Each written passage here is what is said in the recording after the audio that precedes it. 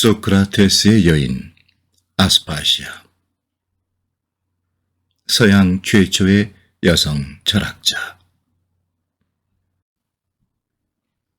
서양 철학의 원천이라 불리는 소크라테스는 어디에서 영감을 얻어 진리, 사랑, 정의, 용기와 지식에 대한 그 무수한 사상을 쏟아낼 수 있었을까? 옥스퍼드 대학 고전문학 교수인 아몬 댄구어는 2019년에 발행한 그의 책 소크라테스 인 러브에서 흥미로운 관점을 제시해 눈길을 끕니다. 젊은 시절의 소크라테스가 매우 활동적이고 지적이었던 한 여인을 만났습니다. 그녀는 밀레투스의 아스파시아라는 여성이었습니다. 댄구어 교수는 소크라테스가 그녀의 사상에 큰 영향을 받았다고 주장합니다.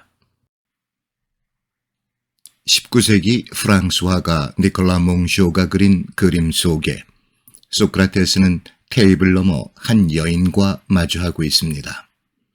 관능적인 복장을 한 그녀는 무언가를 설명하는 듯한 손짓을 하고 있었고, 소크라테스 뒤로 잘생긴 젊은 장군 알키비아데스가 그들을 바라보고 있죠.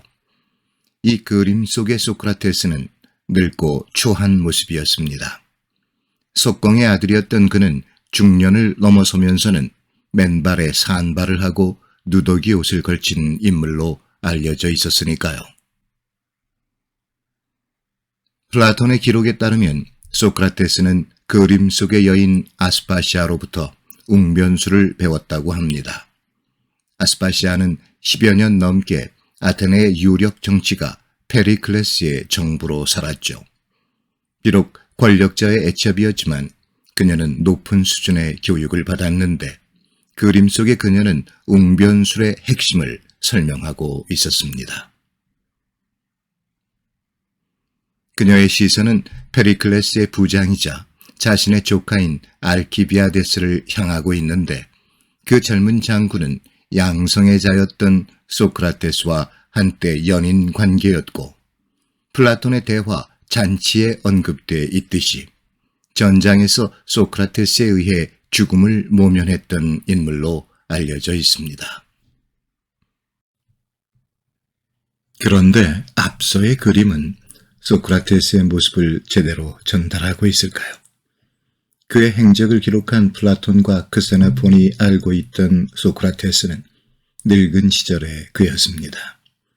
하지만 소크라테스도 한때는 젊었고 아스파시아라는 여인과는 동년배였죠. 남아있는 몇몇 소크라테스의 조상들, 전기 작가들의 이야기와 잘 알려지지 않은 글들에 따르면 젊은 시절의 소크라테스는 알키비아데스에 못지않은 지적이고 용감한 전사의 모습이었다고 합니다. 소크라테스는 내가 아는 유일한 것은 내가 아무것도 모른다는 사실이다라는 말로 유명합니다. 하지만 대화록 잔치에서 플라톤이 전하는 바에 따르면 소크라테스가 한 현명한 여인으로부터 사랑에 대한 진리를 배웠음을 토로했다고 합니다. 대화 속 그녀의 이름은 디오티마였습니다. 잔치 속에서 소크라테스는 그녀의 생각을 상세히 설명하고 있습니다. 많은 학자들은 이 디오티마라는 여성을 허구의 인물로 여기고 있죠. 대화 속에 그녀는 여사제로 묘사되고 있고 소크라테스와 같은 사상가를 사랑의 신비 속으로 이끈 환상의 지혜를 상징하는 우화적 인물이었던 것입니다. 하지만 댄구어 교수는 그녀가 바로 아스파시아였다고 주장합니다. 아스파시아는 아테네의 지체에 있는 가문에서 태어났습니다. 페리클레스 가문과 인척 관계로 알려진 그녀의 조상들은 그녀가 태어나기 수십 년 전 소아시아에 있던 밀레투스라는 그리스의 도시에 정착했습니다. 그녀가 기원전 450년 아테네로 이주했을 때 그녀의 나이는 20살이었습니다. 몇 년 뒤 아스파시아는 자신보다 20살 이상 많은 페리클레스의 정부가 되었죠. 아리스토텔레스의 제자였던 희곡작가 클레아르쿠스의 기록에 따르면 아스파시아가 페리클레스의 첩이 되기 전 그녀는 소크라테스와 연인 관계였다라고 합니다. 이는 젊은 시절 소크라테스가 페리클레스 가문에 의탁하고 있었다는 사실과 부합하기도 합니다. 분명한 것은 연인은 아니더라도 소크라테스가 그녀를 알고 있었을 것이라는 사실입니다.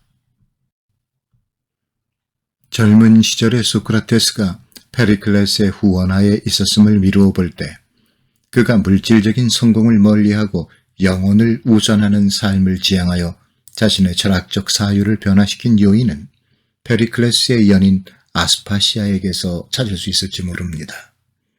지금까지 누구도 소크라테스가 걸어왔던 젊은 시절의 궤적을 찾아 나선 적은 없었죠.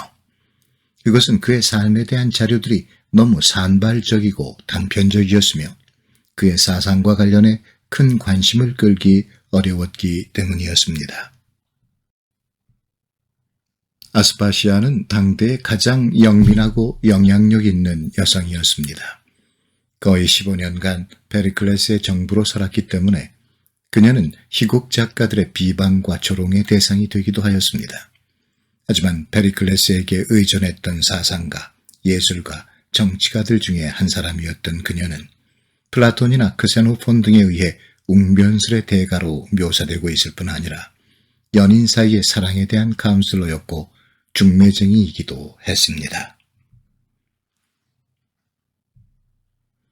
플라톤의 대화 메넥세노스에서 그녀는 소크라테스에게 장례식에서 조사를 하는 법을 가르쳤다고 묘사되고 있습니다.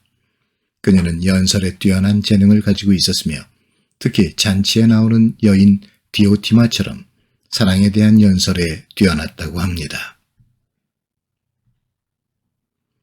그녀가 소크라테스에게 상당한 사상적 영향을 주었다는 플라톤의 언급은 그동안 많은 학자들에게는 진지하게 받아들여지지 않았습니다.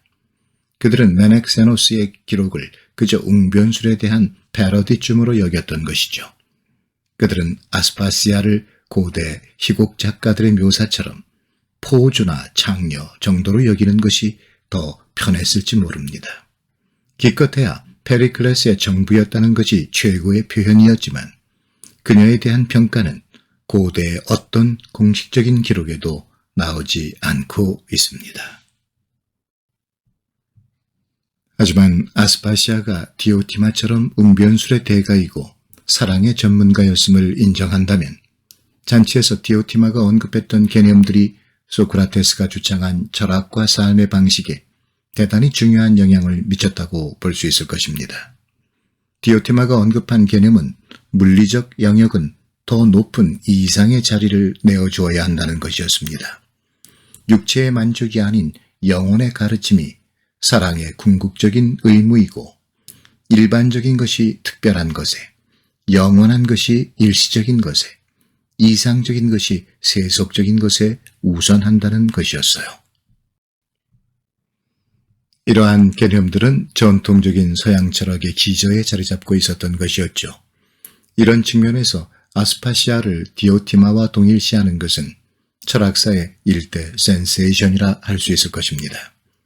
댄구어 교수는 여러 가지 증거를 제시하며 두 여인을 동일인으로 간주하고 있습니다. 지금까지 의식적, 무의식적으로 두 여인의 동일화를 거부해 온 것은 여성들의 지위와 지적인 능력에 대한 편견에서 비롯된 것이었습니다. 소크라테스가 지적인 한 여인의 가르침을 받았고 그 사상에 영향을 받았으며 그 여인에게 인간적인 사모의 정을 느끼고 있었다면, 그리고 그의 대화 속에서 그 여인의 존재를 인정하고 있었다면 아스파시아라는 여성은 서양 철학사에서 중요한 위치를 차지해야 할 것입니다. 그리고 그렇듯 영민한 여인을 사랑한 소크라테스는 더욱 낭만적인 현자로 기록될 것입니다. 소크라테스의 옆자리에 앉은 아스파시아를 떠올려 봅니다.